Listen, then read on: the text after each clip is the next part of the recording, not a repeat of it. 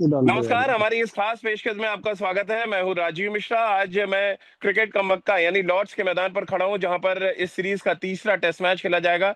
10 जुलाई से ये test match होना है, लेकिन इस मैदान पर आप जैसे ही आएंगे आपको 1983 आपके जहन में आएगा, 1986 भी आपके जहन में आएगा, जब भारत ने पहली बार इस मैदान पर टेस्ट मैच जीता था। मेरे ठीक पीछे आप वो ऐतिहासिक बालकनी देख रहे हैं, और इस बालकनी पर बैठने का जो कहते हैं ना गौरव है, वो बहुत कम क्रिकेटर्स को मिला है। यहाँ के बोर्ड की अगर बात करें, ऑनर बोर्ड की बात करें, तो वहां पर नाम लिखा जाना भी बहुत कम लोगों को नसीब हुआ है। और इन्हीं तमाम शख्सियतों में से एक शख्स इस समय हमारे साथ मौजूद है शो में, जिन्होंने इस विकेट पर 5 विकेट लिया था यहाँ के पिच पर, और भारत की जो बड़ी जीत मिली थी उसमें बहुत ही इंपॉर्टेंट रोल अदा किया था। हम बात कर रहे हैं इस समय पूर्व चीफ सेलेक्टर और क्रिकेटर चेतन शर्मा की, जो इस समय हमारे साथ इस समय दिल्ली से जुड़ रहे हैं। चेतु भाई, बहुत बहुत स्वागत है आपका। और मैं पीछे आपको दिखा देता हूँ जरा, और फिर शायद आपको मेमोरी थोड़ी आपकी पुरानी यादें ताजा हो जाएं। जरा देखें आप, क्योंकि पवेलियन लैंड है जहां से आपने विकेटें निकाली थी, और इसीलिए मैंने आपसे गुजारिश की कि आपको दिखाया जाए जरा लॉर्ड्स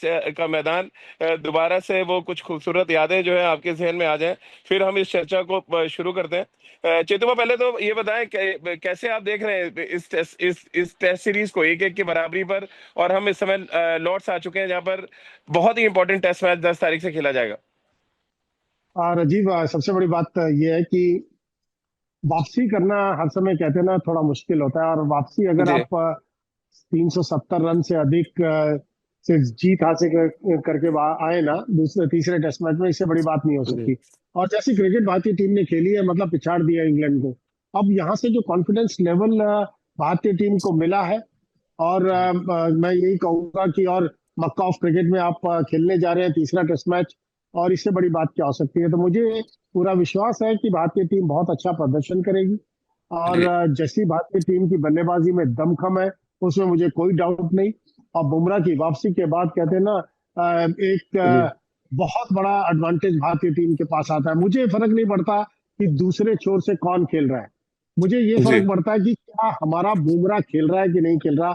अगर बुमराह टीम के अंदर है, इमटेरियल कि उस तरफ से कौन खेल रहा है, क्योंकि हमारे बल्लेबाजों जी। में बहुत दमखम है उनकी गेंदबाजी को संभालना। बट अगर हम हमारे में 20 विकेट्स निकालने की क्षमता है, जी। तो हम टेस्ट मैच 100% जीतेंगे। तो अभी मैं एक तो आपको बता दूं, नेट्स चल रहे हैं, और नेट्स में जसप्रीत बुमराह बहुत ही शानदार तरीके से गेंदबाजी कर रहे थे, और करुण नायर समेत कई बैट्समैनों को उन्होंने बीट किया। वो तो चलिए एक अलग मुद्दा। मेरे ठीक पीछे अगर आपको विकेट की बात करूं, तो विकेट भी थोड़ा सा लश ग्रीन लग रहा है, और WTC फाइनल जिस विकेट पे खेला गया था ऑलमोस्ट कह रहे हैं कि उसी पिच पे खेला जाएगा। फास्ट बॉलर के अगर हम मद्देनजर देखें, और जिस तरह का हमारा पेस बॉलिंग अटैक खेला था, कैसे आप देखते हैं चेतुपा यहाँ की पिच को, और यहाँ की कुछ यादें अगर आप 1986 की बताएं, क्योंकि पहली बार टेस्ट मैच हम जब जीते तो उसमें आपकी 5 विकेट थी। नहीं, बिल्कुल राजीव, जो भी आपने बात की, 1986 में 5 विकेट से एक अपने आप में बहुत बड़ी बात है। जब मैं जी। पहली बार एंटर किया था लॉर्ड्स के अंदर, तो अपने आप में ही बहुत बड़ी बात है कि फर्स्ट टाइम आपको लॉर्ड्स देखने को मिला। हम प्रैक्टिस के लिए हम्म। यहाँ पर आए, और ड्रेसिंग रूम में जब अपना किटबैग रखा, तो एक ही सोच थी कि क्या इस लीडर बोर्ड के ऊपर हमारा नाम भी कभी शुमार होगा। हम्म। और वो एक तमन्ना रहती है हर बैट्समैन की, हर गेंदबाज की, जब वो लॉर्ड्स के ड्रेसिंग रूम के अंदर घुसता है, कि उसका नाम उस लीडर बोर्ड के ऊपर जाएगा कि नहीं जाएगा। ये जी। परफॉर्मेंस अच्छी रहेगी रहेगी, वो सबसे रहती है।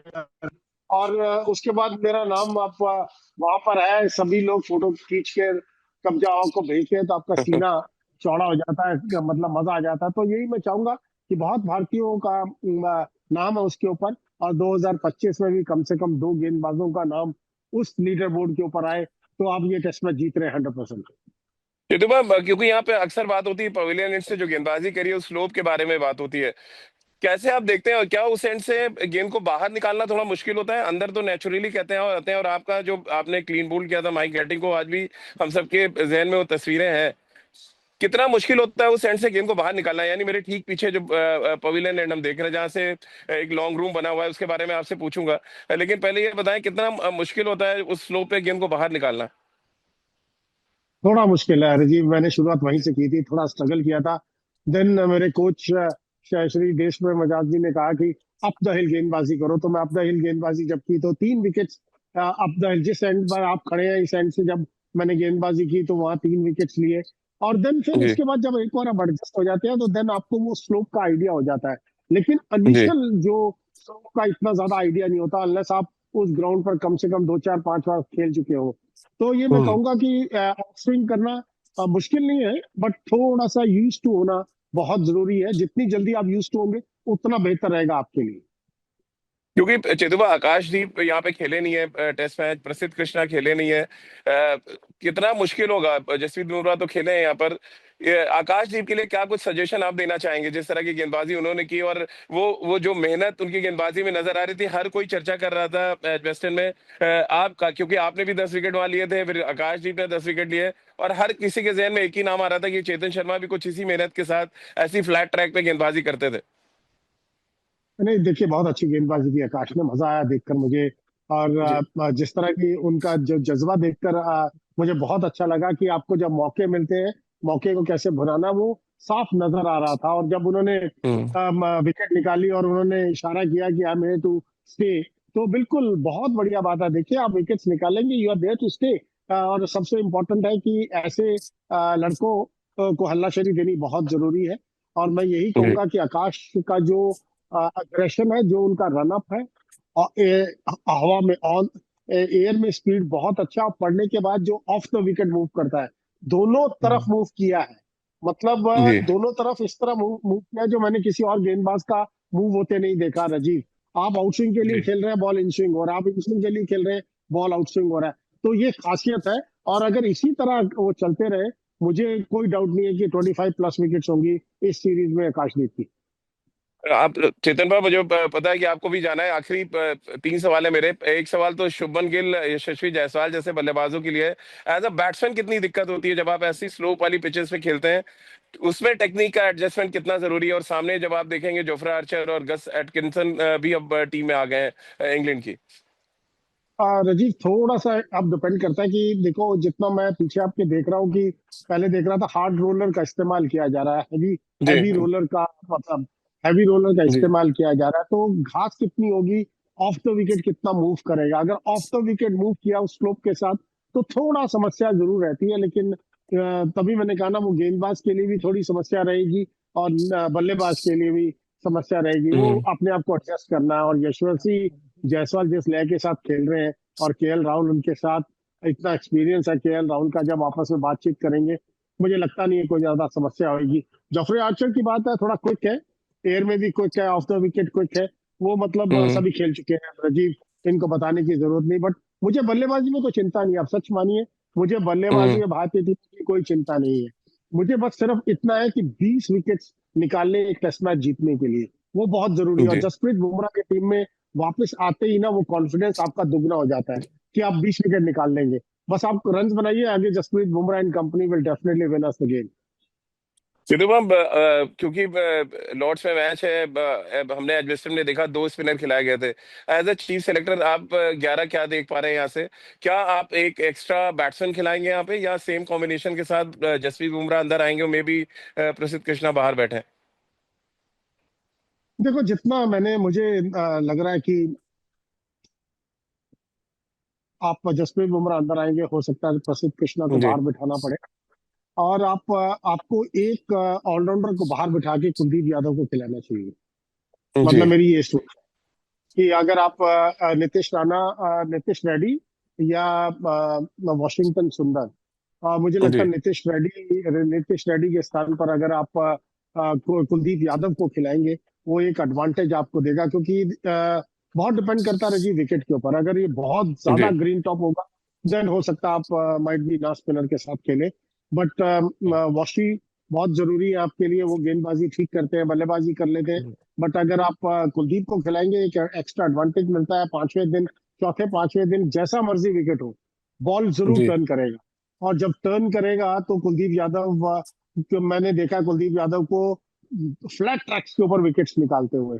और टेस्ट जी। मैच में मेरी सोच है कि आप कुलदीप के साथ खेलेंगे तो हो सकता है बेटर हो। और डिपेंड करता है बहुत विकेट के ऊपर। चेतुबा, आखिरी सवाल, जब भी लॉन्ग रूम से आइए, यहाँ के लॉन्ग रूम की बहुत ज्यादा चर्चा होती है। जब आप लोग टेस्ट मैच जीते 86 में और वापस लॉन्ग रूम की तरफ गए, कहते हैं यहाँ यहाँ जो दर्शक आते हैं वो भी बहुत ही वेल ड्रेस्ड और क्रिकेटिंग नॉलेज के साथ उस पर्टिकुलर एरिया में बैठते हैं। क्या कुछ एक्सपीरियंस रहा था, वो शेयर करें जरा। लॉन्ग रूम में से आना और फिर जब जीत के आप लोग लॉन्ग रूम में गए वापस लॉन्ग रूम से होते हुए। तो देखिए, बहुत बड़ी बात है जब आप लॉर्ड्स के वो मेंबर्स स्टैंड से निकलते हैं, लॉन्ग रूम से निकलते हैं, बहुत लंबी वॉक है। बस आप जीरो पे मत आइए, आउट होइए, बहुत लंबी वॉक। जी। तो अदरवाइज आपको बहुत अप्रिसिएशन मिलती है। सब लोग वहाँ आपको इनकरेज करते हैं, बेशक आपने जितने मर्जी रन बनाए, आपको शाबाशी वहाँ मिलती है। लंबा वॉक है, बट आप जीत के जाए, फिर वो जो कॉरिडोर में सब लोग खड़े होते हैं ना, इंतजार कर रहे होते हैं, जी। और पूरी टीम की टीम इंतजार कर रही होती है, वो लम्हा ही अपने आप में अलग है। और वो लम्हा हर प्लेयर देखना चाहता है, जब आप जीत कर जाते हैं और आपका पूरी की पूरी मतलब वो एरिया भरा होता है, आपको आपको जी। हाथ हाथ मिलाने के लिए आपके प्लेयर सब खड़े होते हैं। वो बहुत बढ़िया चीज है रजी। तो मतलब that's a sight to see actually. चलिए, क्योंकि 5 विकेट आपने लिया 86 में, हमने यहाँ पर टेस्ट मैच जीता, उससे ठीक पहले कपिल बाजी के कप्तानी में हमने यहाँ वर्ल्ड कप जीता। और इसीलिए यहाँ की बालकनी हमेशा से भारतीय फैंस के लिए बहुत कहते हैं ना, क्लोज टू हार्ट होती है। और हम जब जब भी लॉर्ड्स कवर करने आते हैं तो कोशिश यही रहती है कि उस बालकनी में जो शख्स बैठा है जिसने एक्सपीरियंस किया है यहाँ पे जीतना, वो चाहे सौरव गांगुली के कप्तानी में हम नेटवर्स की बात कर लें, ओवरऑल वो जो दिल के करीब जीत है उनमें से एक बड़ी जीत रही है 1986 की, जब हम 2-0 से टेस्ट सीरीज जीतते थे। कमाल किया था चेतन शर्मा एंड कंपनी ने, और चेतुपा हमारे साथ थे, उन्होंने अपना एक्सपीरियंस शेयर किया हम लोग के साथ। बहुत बहुत शुक्रिया चेतुपा। और जैसे कि आपने कहा कि आकाश जी 25 विकेट ले उनका, और आपने ये भी कहा कि 2 लोगों का नाम आप देख रहे हैं इस बार ऑनर बोर्ड पे। तो हम सब यही उम्मीद कर रहे हैं कि 2 तेज गेंदबाजों का नाम ऑनर बोर्ड पे आए और हिंदुस्तान लॉर्ड्स के मैदान पर एक बार फिर मैच जीतते हुए नजर आए। बहुत बहुत शुक्रिया आपका। डेफिनेटली, बहुत जरूरी है, बहुत जरूरी है।